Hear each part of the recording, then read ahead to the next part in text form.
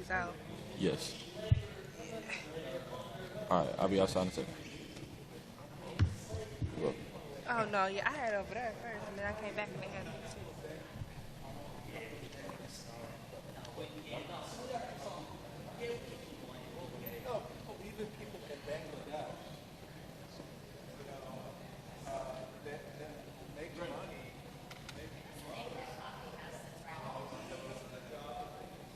Ventura? Which one?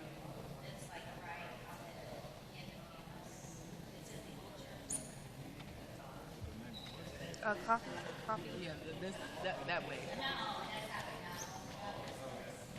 Talking about the crane? I don't know.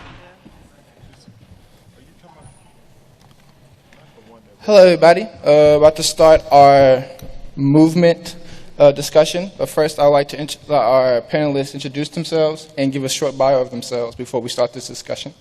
So we'll start at the end and then come towards me. My name is Huey, Jahki.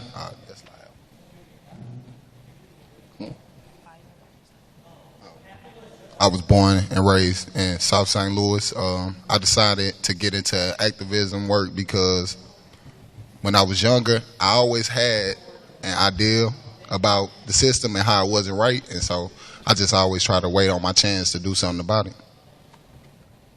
Thank you. Good afternoon. My name is Kayla Reed. I am 26 years old, a native to St. Louis, born on the north side, polished in North County. That's what I often say. Graduated from Riverview Gardens because that's the thing that we say when you're from St. Louis. It says a lot about which high school you came from. Up until today, actually, before I got the job with the Organization for Black Struggle, I was a former student at St. Louis University. I went here in 2008 for my freshman year. And after leaving SLU, I worked as a pharmacy technician. And then on August 9th in 2014, when Michael Brown was killed, I went out into the streets, I think like everybody else at this table, just trying to figure out what was the best way I could be in community with people. That ended up landing me a position at the Organization for Black Struggle. Most people know it as OBS. I worked there until today. Today was my last day with OBS. And this fall, I will be starting at Washington University to finish what I started here so many years ago. Thank you. So I'm just happy to be here, and thanks for having me. Hi, my name is Storm. I grew up in St. Louis. I ended up at Rittner High School, even though I'm from all of St. Louis. So as far as activism goes, I've always had a love for black people, and that's what has moved me. So when I started in college, I wanted to be part of the NAACP, and then that eventually transferred to marching when Zimmerman didn't get arrested, and then I was at Mizzou. And so on August 9th, I saw everything going on, and I'm like, this is where I'm from. So August 10th, I headed down here, and moments throughout the semester I came back. But I also I felt like I could be more effective at Mizzou. And so I started organizing under the banner MU for Mike Brown. And we did campus demonstrations and all those kinds of things, yeah. And and also I was a part of the Mizzou protest that happened last November, where we worked to get the system president removed.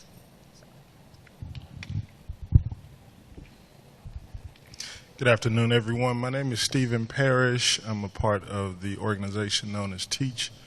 I've been organizing in community for a number of years, been involved in social justice movement since pretty much the early 90s, late 80s. I was actually involved in the anti-apartheid movement with my mother. And so that's kind of was my introduction to activism, organizing, if you will.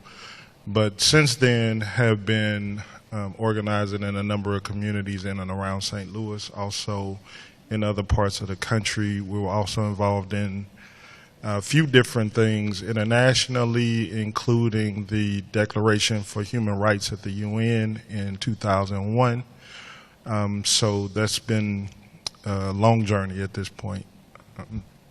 And with regard to Ferguson, That was one of those things that, you know, if you were doing this work at all or involved or concerned about anything related to social justice or black lives, that you couldn't really sit still and not be involved in that in some shape, form, or fashion. So seeing the work that was being done on the street and the inspiration from a lot of youth and activism, new and inspired activism, we had to get involved to lend ourselves to the effort.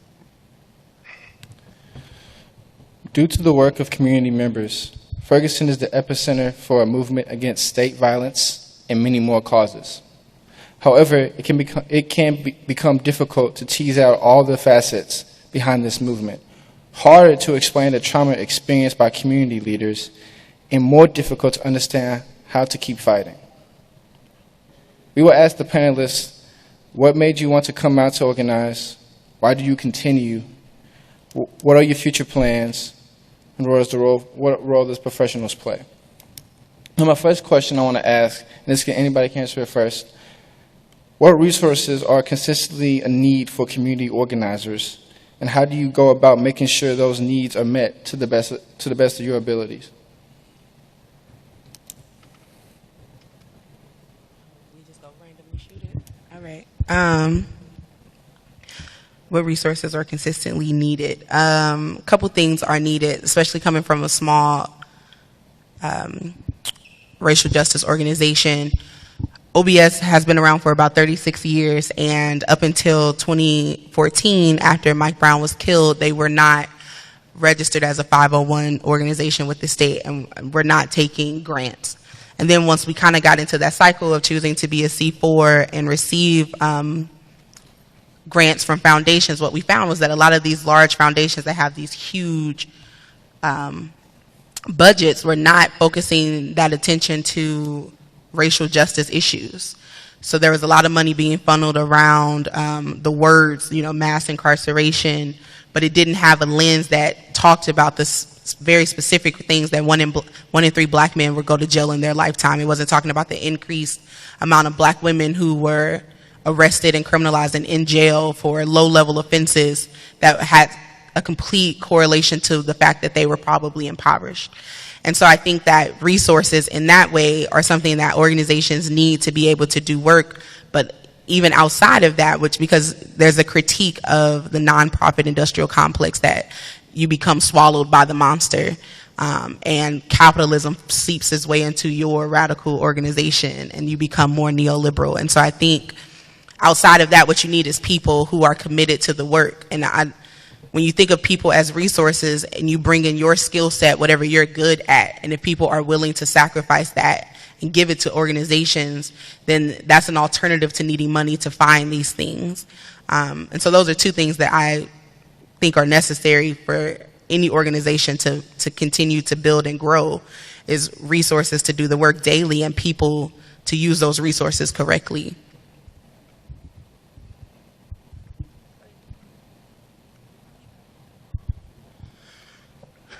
Okay, that's a good question. One of the things that we've experienced is the need for, as Kayla put it, resources. A big thing, though, that we consider to be a need is creativity. Unfortunately, movement work does not garner a lot of support economically, financially. There's nobody who is really going to finance a revolution in this country of changing the system that money is being drawn out of. So you can't ask people, it's like you can't ask people who you're fighting against to feed your troops. They're not going to do that. Nobody's going to finance your movement for change voluntarily. So you have to be creative and use resources and ways to bring in what's needed to move the thing forward, whatever the thing is. And in this case, when I say thing, I mean an agenda that really reaches to the heart of what the people need. Every time there has been a movement, in any movement, it's always been financed by the people. Any real strong struggle for change, particularly anything that pushes against the government or the structure that's in place that is oppressing people, the people are usually the greatest resource. So therefore, that creativity in bringing the people into the conversation, in garnering resources from the people in the community and the masses of people, even though the masses of people aren't necessarily going to be the core of the movement, the masses of the people can support the movement through their donations and through all kinds of things that happen. We've seen it right here in Ferguson with the work that was done. There were all kinds of things donated for jail support, for the protests, all kinds of things that were donated. People gave money, people gave in-kind donations, people gave space, people gave of their time, blood, sweat, and tears. All of those things are needed to make the movement work.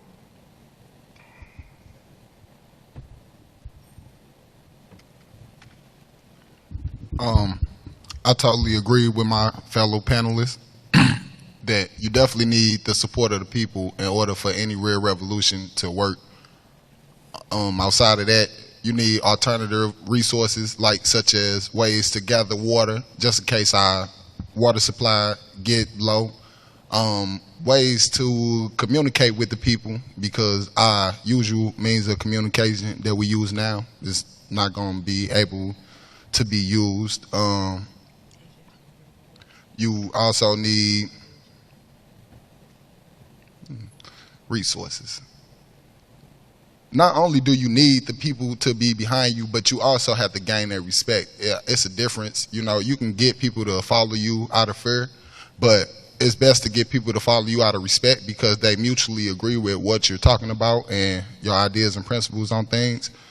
And also, we need alternative means of food, ways to grow food, ways to get food, ways to transport food, because that's important, right? You can't do anything without having the food that you need in order to survive while you're doing whatever you're doing. You need the nourishment to your body in order to make it. Yeah, that's about all I can think of that I haven't heard been covered yet. So I agree with everyone else. The only other thing I would think would be helpful for the movement would be people to volunteer their services. And I know that's probably not something that you ask, can you volunteer your services, but counselors, psychologists, because being in this kind of work, you deal with a lot of trauma, emotional trauma, sometimes physical trauma, and dealing with that tends to lead to more emotional trauma. And we can't always afford, mental health professionals or psychologists or something like that. So people can volunteer their services. That'll be a great resource for people who are, constantly putting this burden on their back and moving forward with it. How should people who want to get involved with the movement for Black Lives, make that their lifestyle? How can they get involved with it? For example, join an organization, freelancing, educating themselves first, or creating their own organization, to give some examples. Well, first and foremost, just like anything you'll want to get involved with, the best thing to do first is to educate yourself on issues that's going on. Secondly, after that point, after you become educated on the issues that's going on, it's really up to you where you see yourself fitting in better. Some people fit in better in org. Some people fit in better being freelance and doing their own thing and linking up with people and making something bigger than what they started with. It's many ways to do it. It's just depending on which way you feel more comfortable doing it. A lot of people don't like the structures that go behind orgs and things like that. So I really can't say that joining the org is the best way, but yeah, definitely get educated first, and then you'll be able to decide for yourself from there. Yeah, I would tend to agree with that. I think Kwame Ture said organize, organize, organize. So I think that that's one way to participate in this structure if people want to get involved. I think also, though, this, as we've seen in the past 2 years, people have done a lot of things that they were inspired to do kind of on their own, but you always end up connected with other people to do the work. So it doesn't necessarily matter if you actually formally join an organization, you will end up in some organized effort, as we have seen, but that doesn't necessarily mean that you have to go the traditional route. There's been a lot of creative ways that this has happened over the years, particularly in Ferguson. I think there were people who got inspired just by watching TV, seeing things that were going on, who just showed up. And sometimes really that's what it takes, to find what is in your heart to be a part of, and to say, I am going to actively participate in this regardless of whether I have an organization or I know an organization, because once you get involved, you will connect with other people who are involved, because that's the nature of the way this works. Once you start doing the work will come to you, and other people who are like-minded will be around you for you to connect with, whether you join formally their organization or not. I think that's really, the possibilities are endless on that front. I think there's a lot of different things. I think there are things that we haven't seen happen yet for people to engage in struggle. So there are ways that it's going to continue to happen. As long as we have the mind and the heart to make change, we're going to constantly find new ways to make that happen. So again, I agree. I really am a big follower of Kwame Ture, formerly known as Stokely Carmichael, and I do believe that organization is the key to freedom. However, how the organization is structured is different. Not everybody has to formally take on the name of a certain org. However, like with Movement for Black Lives just put out the policy, you know, we want this, this, and that. And so if you find yourself not wanting to be a part of a formal org, you can still make your efforts align with those goals, or you can support orgs whose efforts align with those goals if you don't want to necessarily take that on. But I think the best thing to do is to get educated, because if you're fighting for a cause and you don't know what you're fighting for, then you aren't going to continue to fight for that cause, or you can be easily swayed or moved to fight for something different because you don't have that foundation. And also, it's like, again, making it a part of your lifestyle. You don't necessarily have to be a visible part of the movement, right? You can be in a meeting. You can be in a classroom. If you're challenging any form of white supremacy, capitalism, or racism, then you are technically a part of the movement. You're forcing your oppressors or people with oppressive thoughts to think differently. You're challenging them to think differently. And so a lot of people think, well, you have to, or you can be a teacher. Again, everyone has their place. Not everybody's going to protest. Not everyone's going to organize, but you can still be a part of the movement. It's not an individual or one-track way to be a part of the movement. Yeah, like all of that. And I like interactive people. So if you hear something you agree with, you can like clap, snap your fingers. It's really hard being up here and just hearing silence all the time. Just want to say that to you all. So yes, all of that. And so I always say this thing that people need to first understand that in order for there to be a movement, in that word is the word me. And I need to find myself in that movement. And I think a lot of times it says, we romanticize movement work. And we say, the person holding the bullhorn, I want that position. The person speaking on the panel, I want that position. The person leading the organization, I want that position. But the head is not functional if there's not a body attached to it. The face is not functional if the nerves in your body are not moving correctly, right? And so all of these things come together to move us in one direction. And so people, even those of us who are more outwardly facing, we need to do a really good job of affirming people where they are and how they show up. And so if you are the person that takes pictures, that work is so as important as the person who's holding the bullhorn. If you're the person that says, I can tweet or I can build the website for your organization, that work is just as important as the person on the picture on the website. And when we start to understand that the collective work is all necessary and all important, then people have more buy-in because there's more space for them. No one wants to come into a space, and you don't want to go to work and feel unappreciated. You don't want to go home and feel unappreciated. You definitely don't want to give extra hours, extra time, and sacrifice into a movement and not feel appreciated. And so those of us who are in the work have to do a really good job of deconstructing the elitism that naturally comes with visibility, and say, what are we doing to make sure every person who comes in the door feels as important as the rest of us? And so I think that is our responsibility as people already in the work. So I think it's really hard to put pressure on the person that says, I'm not in the work, what can I do? But we need to make this movement accessible. We need to make it inclusive, right? And we need to be accountable to those kind of values in order for people to feel safe enough to be in this space with us, and vulnerable enough to show up and say, I don't know the answer to this. I haven't done this before. Can you help me? And when we're not providing that kind of space, then people will be standoffish. Another thing that we have to do is politicize ourselves. Movements have been male-dominated and male-led, very heteronormative. And we need to do a very good job of saying these are the things that our previous movements have done that need to be better, and that we're being reflective enough to say, how do we check that right now? How are we centering the most marginalized people? How are we lifting those people up? How are we actually doing leadership development?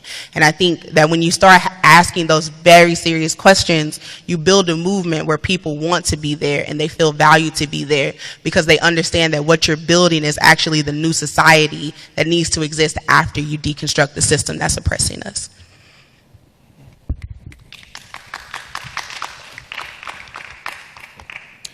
As activists, we come along, there's a lot of difficulties trying to reach the goal of justice. What is one of the greatest difficulties you face on the road to securing a just society?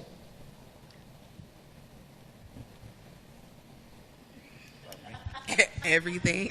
Okay. Well, first of all, it is a systematic oppression. We understand that what we're working against is an age-old system that has been oppressing people and has gotten very proficient at oppression. It's not something that just started yesterday. It's not something that just started last week, last month, 2 years ago.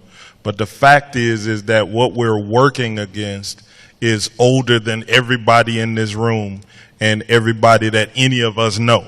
So we have to constantly be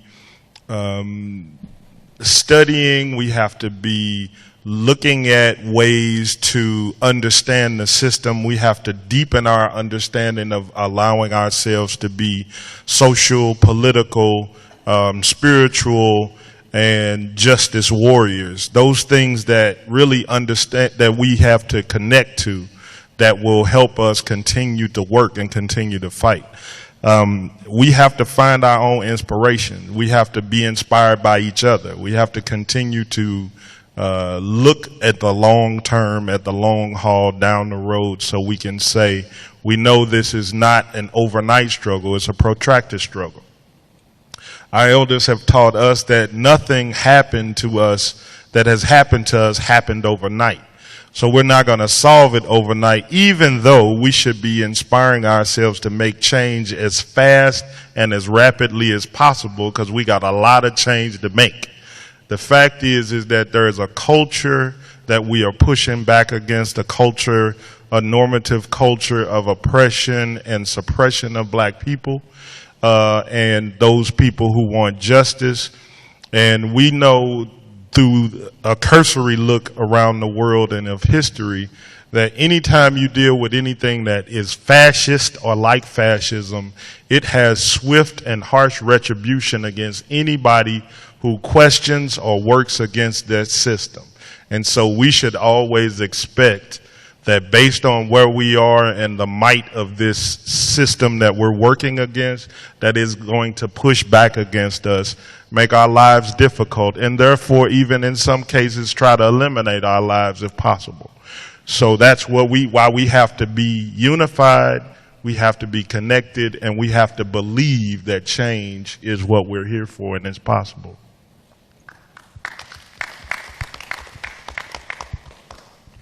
So for me, I think the greatest difficulty I face or I notice is the lack of love in the movement. And this is more so for people in the movement and not necessarily, so yeah, y'all know what I mean. But a lack of love and a great affinity for ego.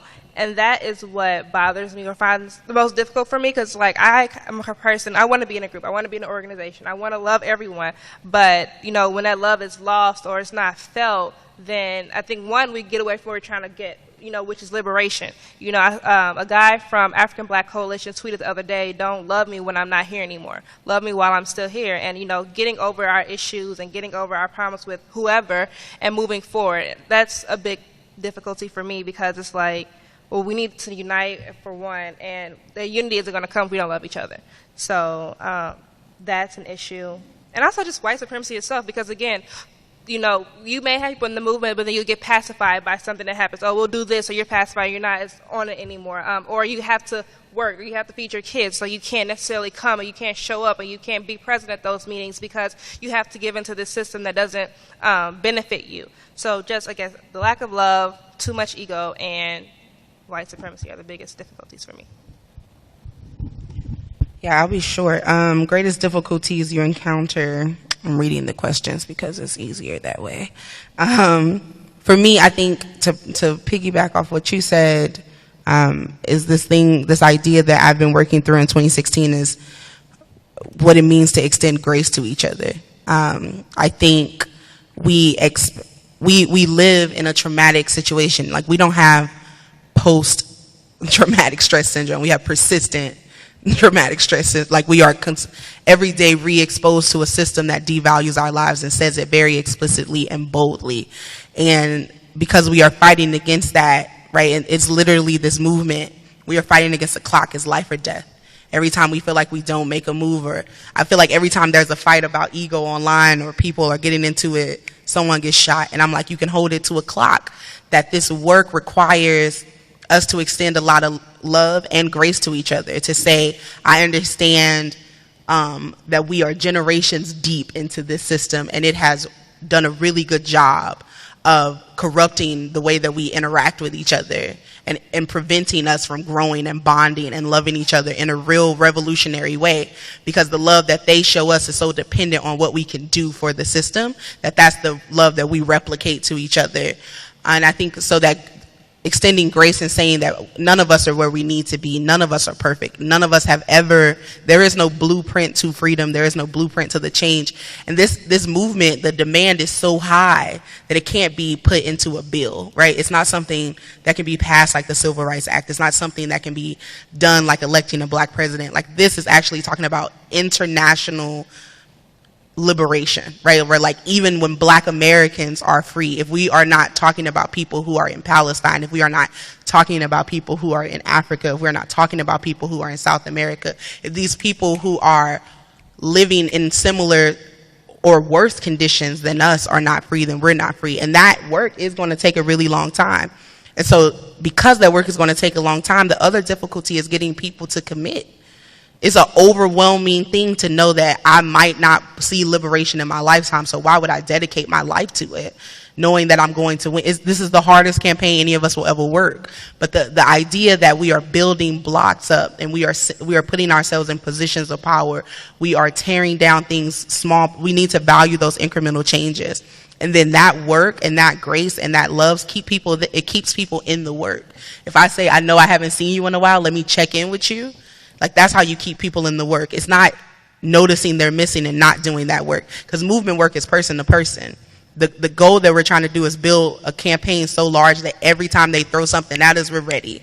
So today it's police brutality. Tomorrow it could be the way that capitalism disenfranchises black people. The day after that, right, it could be imperialism. Then we're talking about war. Like, it's always going to be something that the system's going to have that we need to fight. But if we're ready and organized together, then I think we'll always be ready to stand up against it. And that's what we have to do, is prepare ourselves and do that internal work in the movement to say, this is a long battle.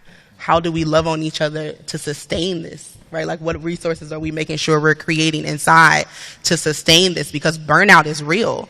When you look at people who were in the Black Panther Party, when you look at people who were in SNCC, a lot of those people are away from this work now because it was so traumatic and it was so heavy and they were so burdened down and they gave all of themselves so quickly that they needed space to just step back. How do we prevent that from happening? Because if we don't, then what we'll be doing is telling this story again in 20 to 30 years when our children are of age. We'll be sitting in the audience watching them tell us what we knew and we didn't do.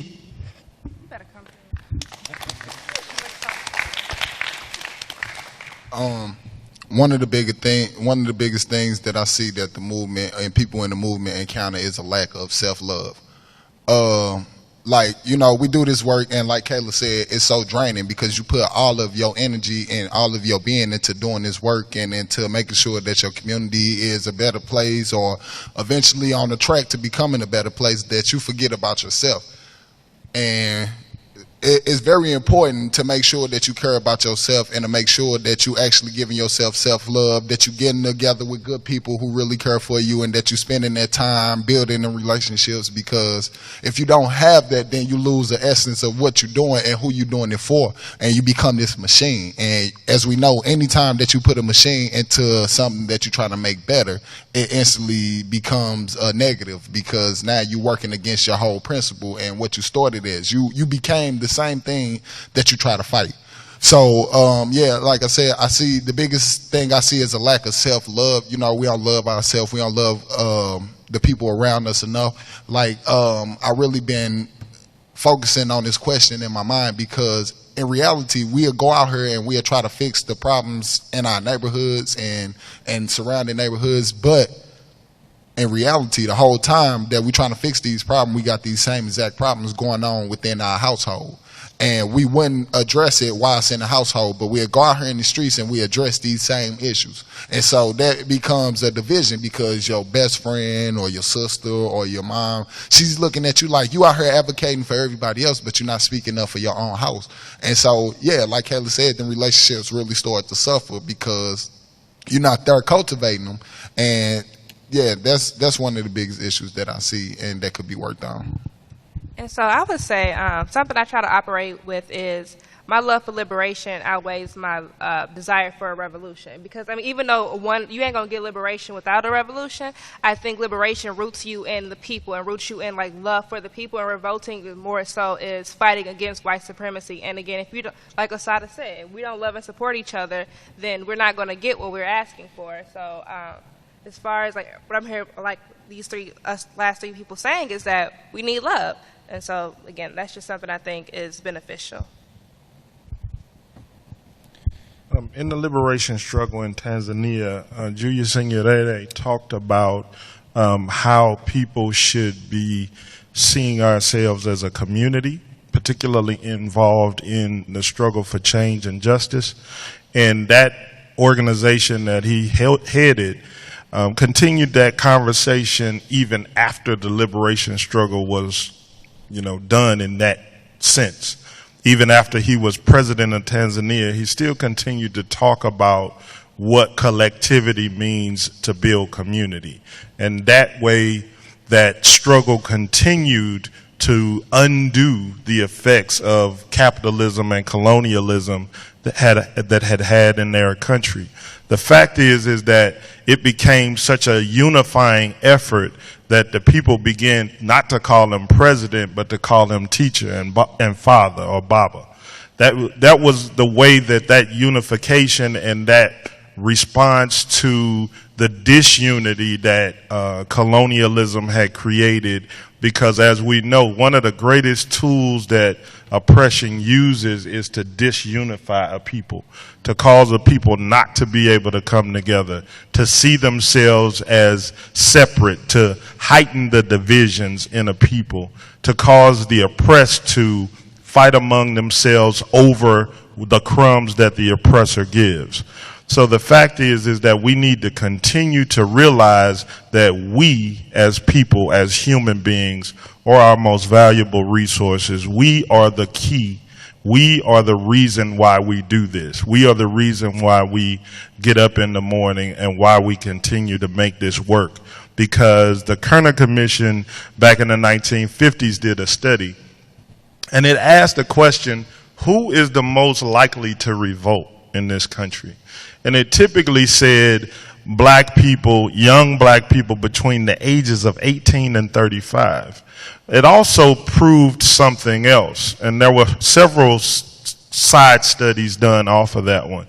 One of the ones proved that not only were people of that age group more likely to revolt and to push back or work against the system, but they also lived happier, and more fulfilling lives, because the fact that of being an oppressed people and working against your oppressor makes you happier and healthier, even under the stress of being an oppressed person. The fact that your spirit has the ability to push back and work against the oppression made you feel more productive as a member of the human family.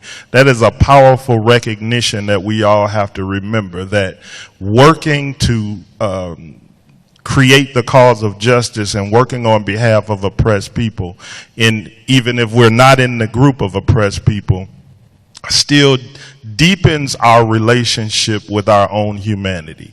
And we have to make sure that we continue to find ways to build ourselves up and to recognize that as humans we have a responsibility to each other. Now we enter into our Q&A section. If you have a question or comment, a short comment to the panel, you go to the middle aisle and ask the question to the panel. Can I follow up real quick? Sure. Okay, so I know a lot of the difficulties we said came back and reflected on the people in the work, but I don't want to take focus off the reason why we're working, and that's the greatest difficulty we face. And so, again, not having institutions that support you, not having people in your life that support you, who are part of these oppressive institutions, right? So I went to Mizzou. Everybody knows what happened at Mizzou last semester. I had a teacher, now she was one of few. I did have most of my professors did support me, but there were teachers and people in place who didn't want to see anything happen, who didn't want me to rebel, and so I felt like I was retaliated against. That's a difficulty you have to face. Students have to wake up every day. Am I here to get my degree? Or people in the community, am I here to work, or do I want to revolt? I have to make these choices between fighting for what's right and then conforming to what's right, because I have to survive in what is so-called right. So I just want to make sure that people know that the blame of the difficulties that we face, we didn't create these difficulties. Again, we didn't bring ourselves over here as slaves. We don't, I call it post-traumatic slave disorder. We didn't create that either, because we never said, hey, put us in chains and, treat us this way, and then we'll take it from there. So I just want to make sure that people know that the blame is not on those in the movement. What happens in the movement is a repercussion of what happens in white supremacy. So.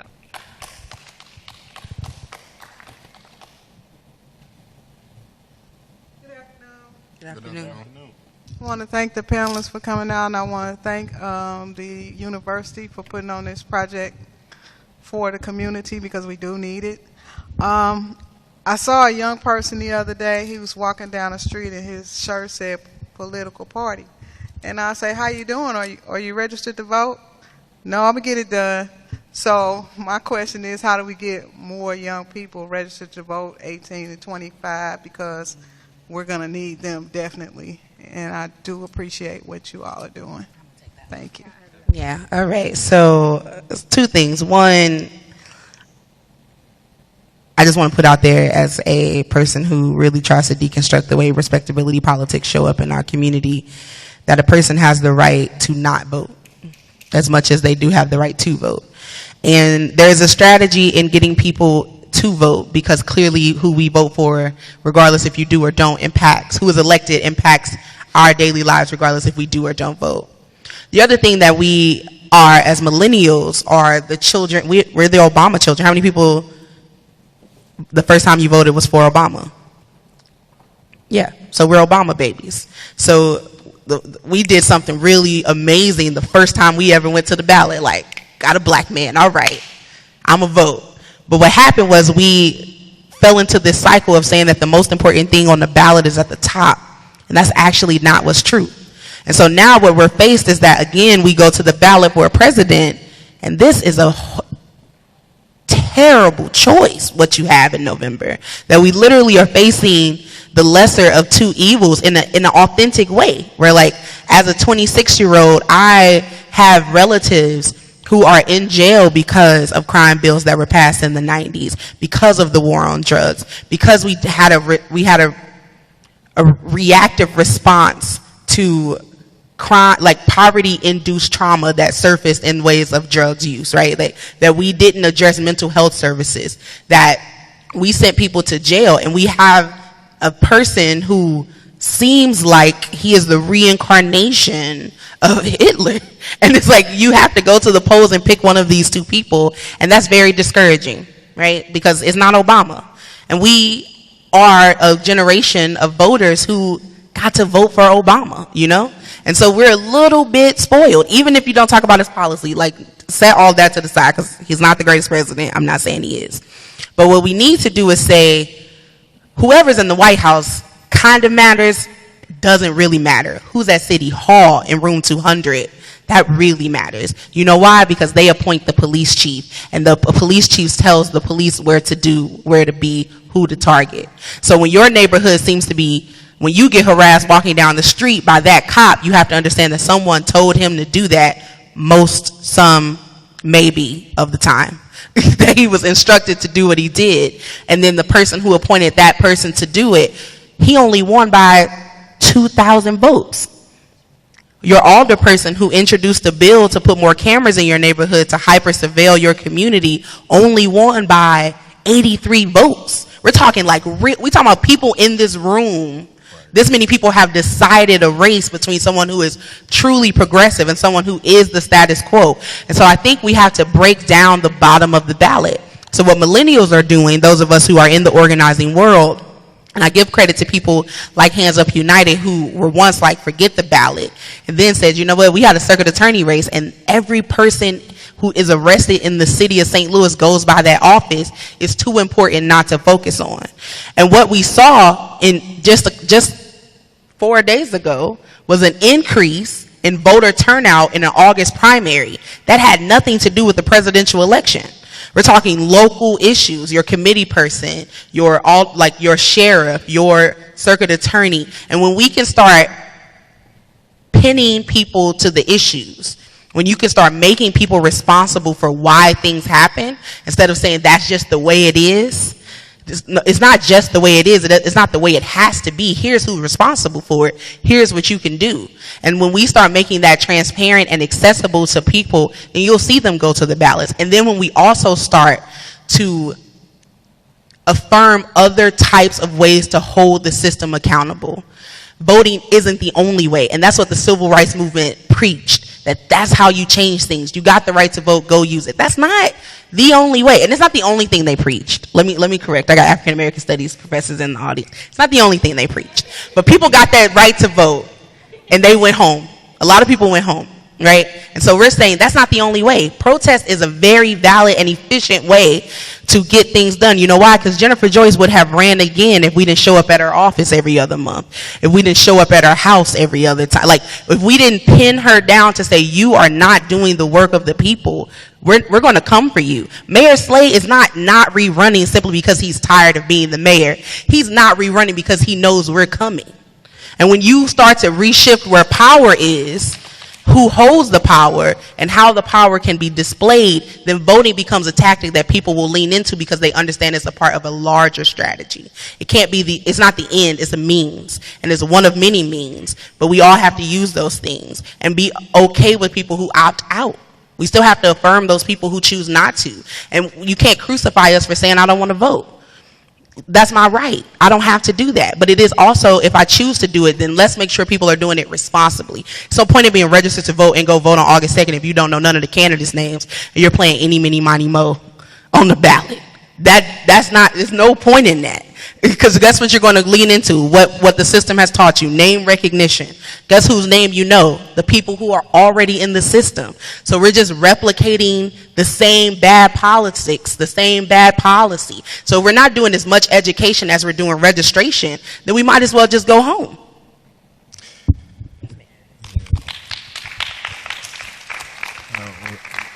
I want to reaffirm everything that the sister said is key. One of the things that we have to also do is have a really significant and serious critique of party politics in this country, and the fact that no party really represents the interest that we are working for, and not necessarily always just wholesalely give our vote to any particular party based on the fact that that's who my grandfather and my grandmother and my mama and daddy voted for.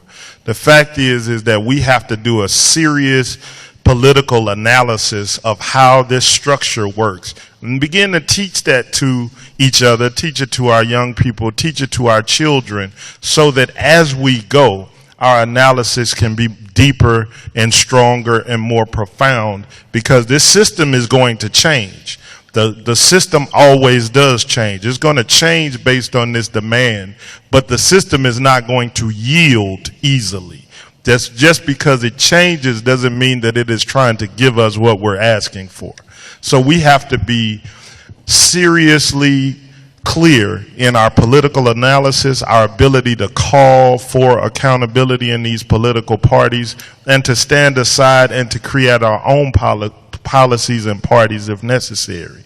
Because if we don't, these parties will continue to take us for granted. The Republican Party will continue to disregard us completely. The Democratic Party will continue to think that we're just going to go for them no matter what they do or say or whoever they present. And the fact is that these parties all have contributed policies and procedures that are consistently killing and oppressing us. And we have to recognize that, be clear about that, be honest about that, and also call for consistently accountability, change, and the representation of what we need as members of this society. The other thing we have to do is to look at and say, hey, we're not going to participate in this process in a political way if we need to. But that has to be coordinated and strategic. If we're going to do that, then that has to be representative of another strategy in the movement. Hopefully people don't vote just from disenfranchisement, because if that's the case, then we need to do more work in terms of pulling this education down to share it with people so that we can make politically informed decisions.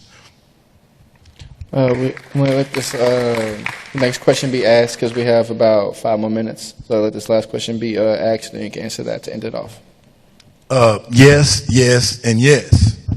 But we do live in an environment where we have a two political party system.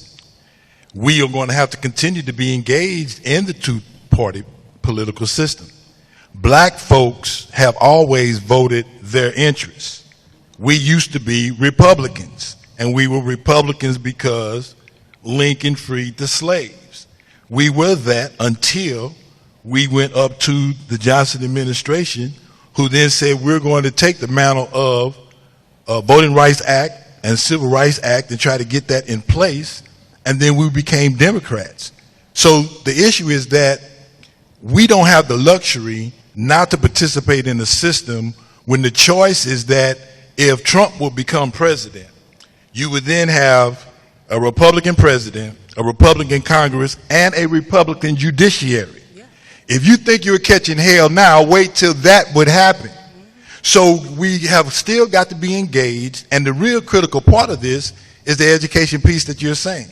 We have got to educate as we are registering people to vote, and we have got to get them to understand that just because we don't have a perfect candidate doesn't mean that we're just going to sit out and say, well, you know, we can't do it.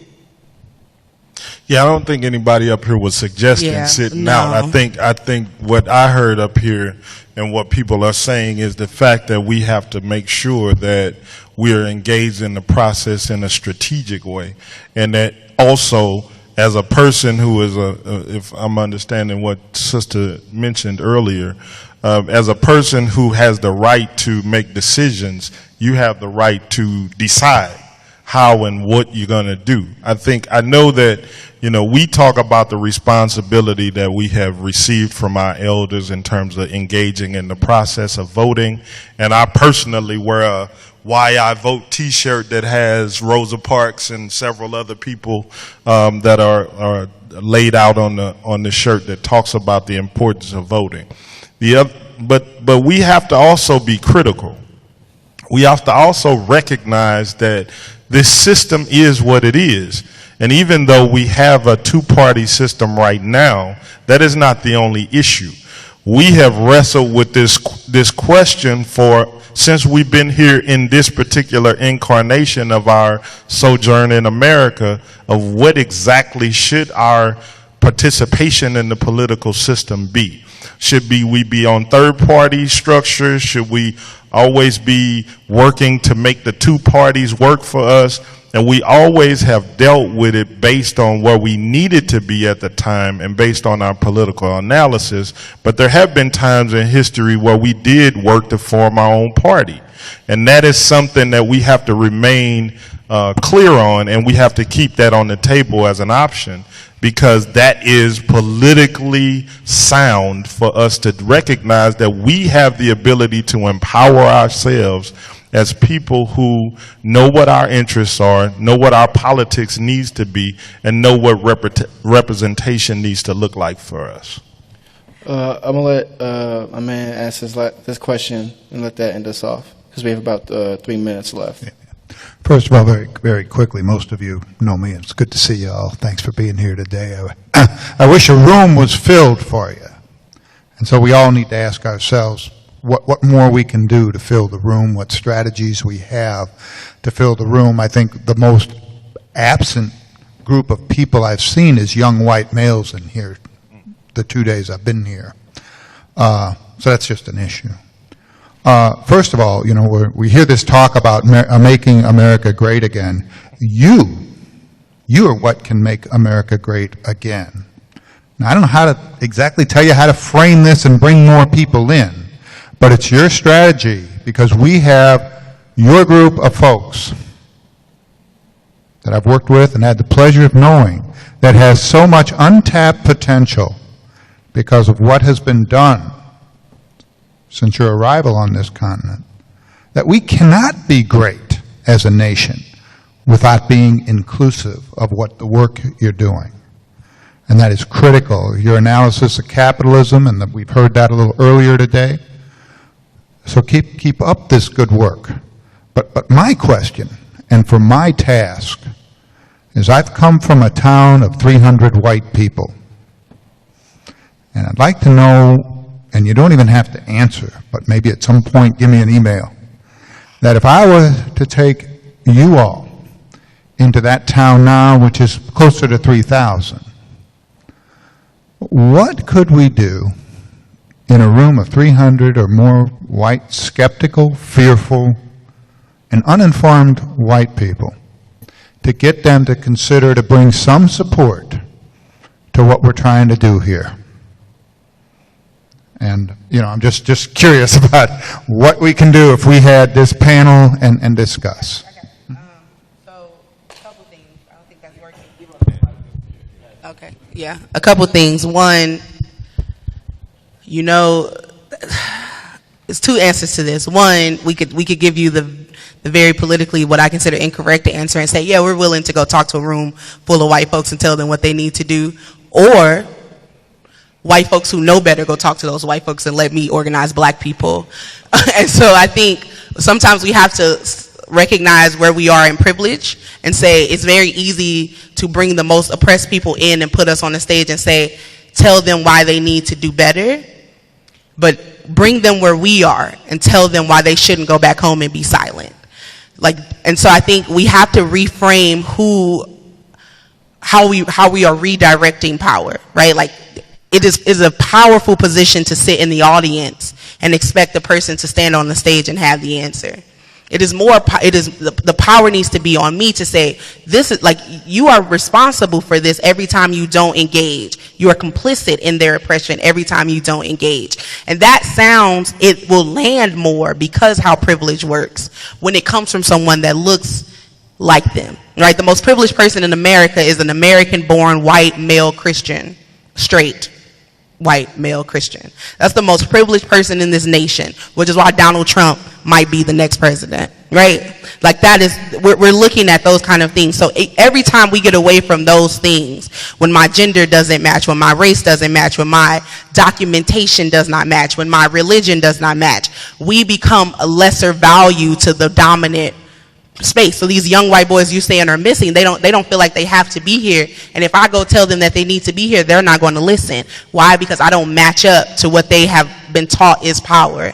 So those who possess those privileges because of the system we live under need to do that work of going to them and teaching them how to deconstruct it and actually be an ally. And then you can't put the work of me freeing my people and helping your people to come into the work to free my people on me.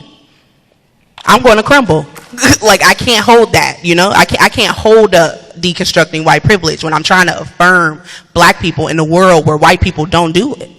Right? I have that responsibility. And then also, while I have the mic, you, sir, yes, I totally understand in the voting. And so millennials do, you know, we're cool. We're like socially cool. So we got the like, girl, I guess I'm with her thing. You know how many of y'all tweeted that once? Like, girl, I guess I'm going to vote for Hillary in November. But it hurts. So I'm saying I'm not looking for the perfect politician. I'm looking for the platform. I'm looking at the policy. She has not shown up on that. The movement for Black Lives is against capital punishment. You know that. 2 days after we released the comprehensive policy on all things from gender to war to imperialism to capitalism to mass incarceration and education, 2 days after we do that, you stood at a podium and said you do not think that we should abolish the death penalty, when that has killed so many innocent black people, and the facts are staggering. And you know that we need to vote for you. You say that because you sit comfortable in your privilege of black people coming out on election day. And see, I'm not going to vote in fear of Trump. I'm going to vote for my people, right? And so I think what we need to say is, how do we organize who is actually the majority in this country? That is people of color. That is beyond black people. That's black, that's brown, those are Asian folks. How do we organize those people to say we have a common thread that exists in this country where we're not valued, right? And you see it more explicitly the darker the hue, but it impacts those who are lighter, right? But they also live in some of the privilege that comes with whiteness. So how do we organize those people to work together to say we actually are the majority? St. Louis is majority black. If you add in all the other demographics, we are over 60% of the city.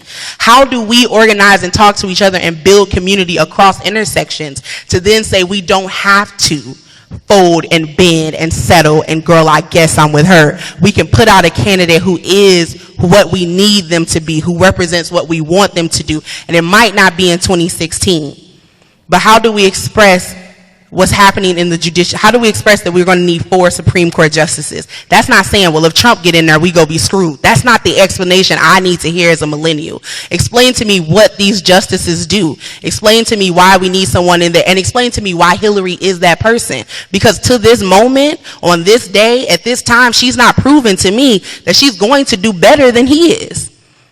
She's not said it.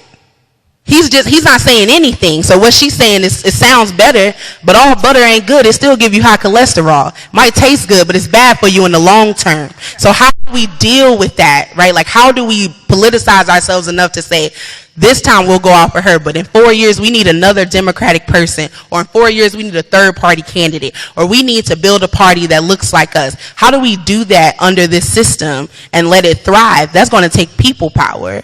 That's it. And we have to end on that note. That's the end of our movement discussion. Can we give panelists a round of applause?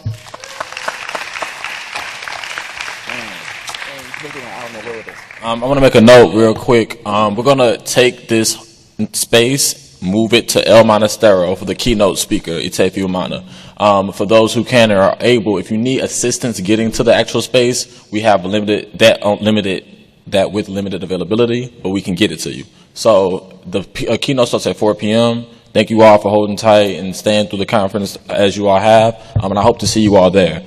And if you can't make it, the next day we start at 9 o'clock again. Yeah, I agree. Wow. Discussion starts at 10. That means we gotta get here by 9. Yeah.